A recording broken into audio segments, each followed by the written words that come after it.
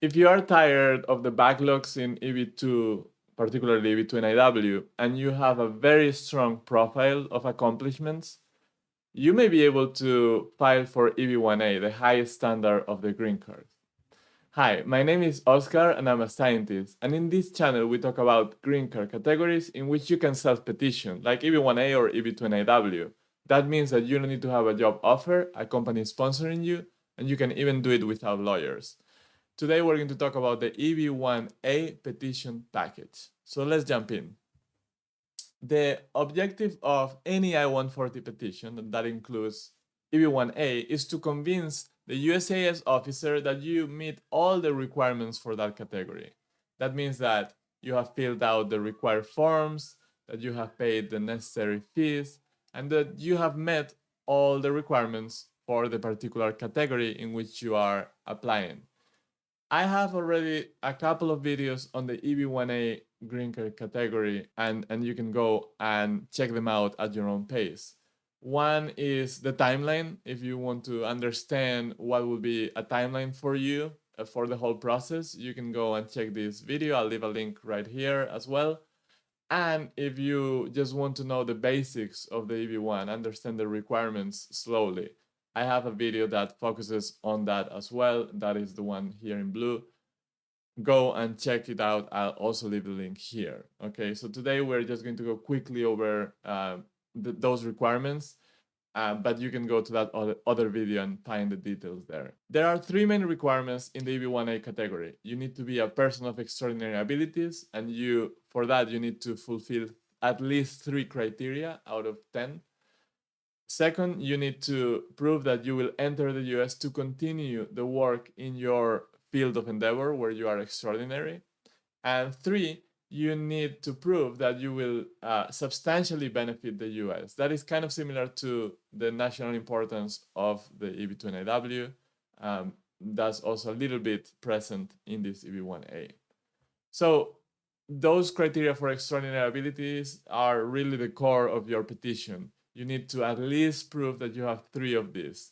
And I'm going to run really quickly through them because that's not the purpose of today's video. But you may have awards, for example. You may have membership in associations that demand outstanding achievements. Publish material about you. You have been in the media, for example, CNN, The Guardian, whatever. And it has to do anything with your work, of course. You have judged the work of others. You have original scientific, scholarly contributions of major significance. You are author of peer-reviewed papers. Your work has been displayed at artistic exhibitions. You have performed a leading or critical role in a distinguished organization. You command a high salary compared to others, or you have commercial success in the performing arts. So as you see, there's a lot of professions that can be targeted here.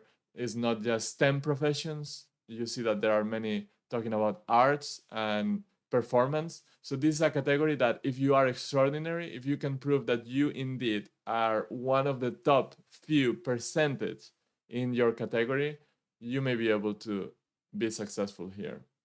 Let's go with the topic that I bring today, and that is the petition. How do you structure that I-140 petition?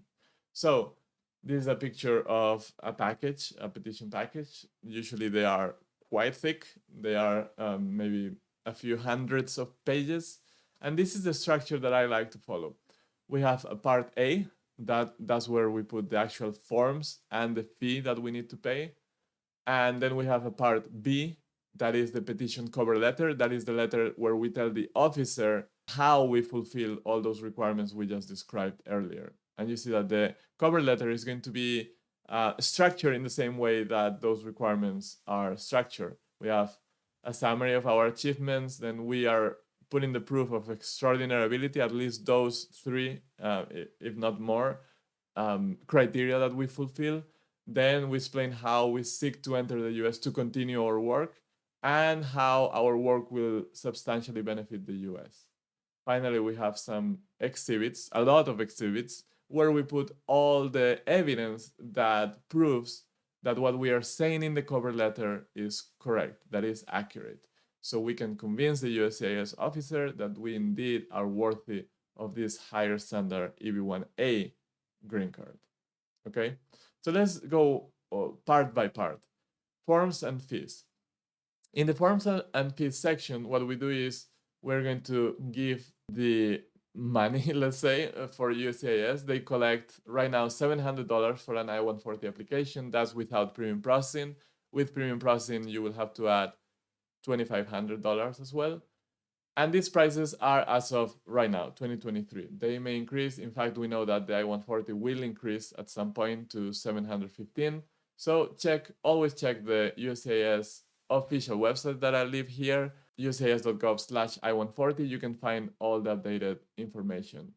You will provide them with a check or money order issued by a US entity. You can also pay with a credit or debit card, Visa, MasterCard, those major brands, but I don't recommend it because sometimes the cards get declined and they tried a couple of times. If they cannot receive the money in that way, they will reject your petition and send it back to you. So usually, if you can, do check or money order.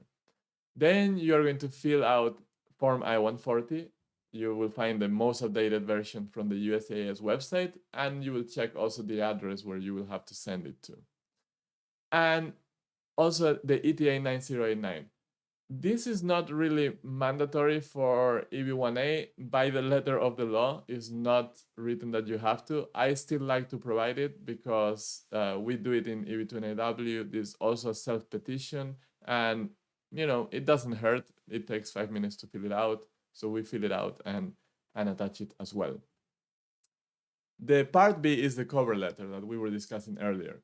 This is an extensive document, 20, 30, 40 pages, and is the central piece of your petition because it will summarize your qualifications and how you meet all those requirements that you need to meet.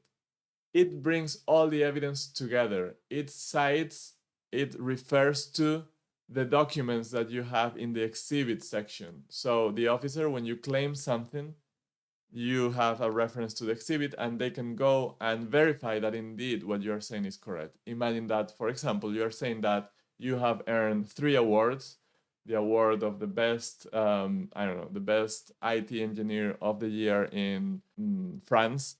And when you say that, you will quote the exhibit where you will have the proof of that. For example, a diploma that you received saying, Oscar received the award for best engineer in France in 2022. The cover letter just summarizes everything and provides references. And I will have specific videos about this on my EB1 online course. I already have them. So if you go and enroll in my EB1 online course, you will have very specific lectures about how to fulfill each of the criteria, how to provide the evidence, what kind of evidence you need to provide, and so on. So you can go there and watch those videos. If you're serious about this EB1A, go to eb1greencard.info and enroll in the course because you won't find a better resource than that. And I have here, again, the website looks like this. You go to course and join my online course over there, okay? If you are interested on EB2NAW, I have a website for that too. And again, in these websites, you can also find services like 1-hour conversations or express review. When you're done with your petition, I can take a look and provide comments to you as well. All right, let's talk about the exhibits. So we have already crafted the cover letter. Now we have to provide all those documents that will validate that what we're saying is correct. And here I have some examples of the documents that you can use. For example, if you want to establish your education, you want to say I have a master's or I have a PhD, you will have in the exhibit section diplomas, copies, of course, of diplomas, of transcripts. If your degree is foreign, you will need credential evaluation reports, a report that says that your degree is equivalent to the degree in the US. And I have a video that you can watch specific to these foreign degrees, and I'll leave a link right there. If you want to demonstrate achievements, you can have proof of awards, grants, prizes, scholarships. For membership, you can have also proof for that. You can have proof for reviewing work of others, and that is, for example, emails confirming that you participated as a judge in a competition, or emails confirming that you have reviewed peer-reviewed papers. Evidence that you have been invited to give professional talks, list of publications and citations. For example, you can go to Google Scholar and take a screenshot and put it as an exhibit showing that you have this many publications and this many citations. You can have a list of patents and patent applications, and you can actually provide copies of those so they can see what you have done. You can have copies of newspapers or screenshots of websites where they are talking about you and your work, so you can establish that you fulfill the criteria for media appearances. Okay, you can have also documents to substantiate that what you do will benefit the US. For example, government press releases discussing the topic that you work on, laws, bills, executive orders, speeches from the president, talking about how the US cares about the topic you are going to advance or the problem you are going to solve. You can also use scientific literature discussing those issues that you work on, or news articles discussing how it is important to solve a certain problem. However, I recommend always going to government documents first if you can. Those are the stronger ones. If you want to show that you are employed, you can say that you have an offer letter. You can provide that copy of promotion letters, W-2 forms if you are in the US, or equivalent documents in other countries, recent 3 paychecks. Remember, you don't need a job offer. You don't need to have a job to apply for this, but sometimes you want to show that you have been successfully employed and promoted, and you can do that with this type of documents as well. Also, what we do is we provide some documents regarding our non-immigrant status, and that applies for people that are already in the US under a visa, like F1 or H1.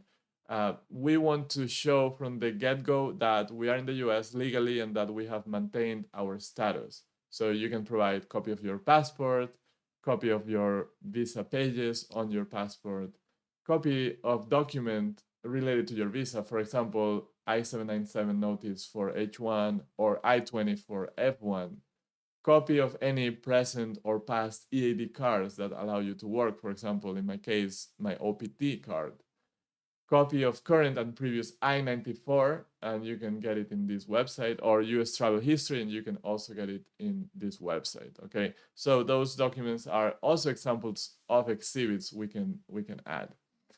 And that's basically it from today. We just described in a very high level what is the petition for an EB1A application. But if you want more details, if you are really serious about doing this, you want to learn more and learn how to craft your petition, how to put together a cover letter, how to successfully argue each of the criteria for extraordinary abilities, what I recommend is that you join my online course.